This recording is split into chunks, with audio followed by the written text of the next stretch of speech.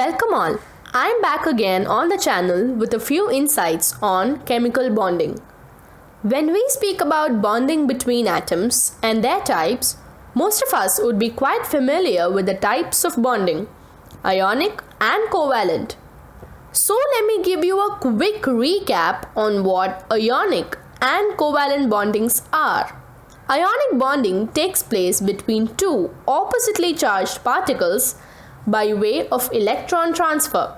When a positively charged ion forms a bond with a negatively charged ion and one atom transfers electrons to the other, an ionic bond is formed.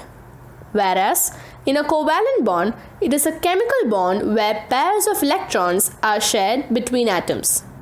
Now, when we need to establish the nature of bonding in a compound, we would consider a few points. A compound made of a metal and a non-metal is mostly ionic.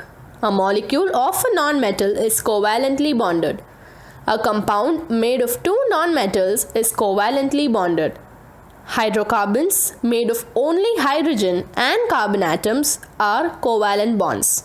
Difference between the electronegativity values can help you determine the nature of bonding. I've taken sodium hydride and hydrogen sulfide as examples. On considering sodium hydride, the electronegativity difference between sodium and hydrogen is 1.1, which is less than 1.7, and so the nature of bonding should be covalent. But it is not so. The valency of sodium is 11 and that of hydrogen is 1. To attain a stable electronic configuration, sodium should donate one electron to hydrogen. Now, both sodium ion 2,8 configuration and hydrogen with 2 electrons are stable. Since transfer of electrons take place, it is ionic and not covalent. Taking the case of hydrogen fluoride, the electronegativity difference is more than 1.7. But on considering hydrogen with valency 1 and fluorine with valency 9, fluorine requires one more electron to become stable. And here, the only electron of hydrogen cannot be donated. So hydrogen and fluorine share their valence electrons between themselves rather than transferring.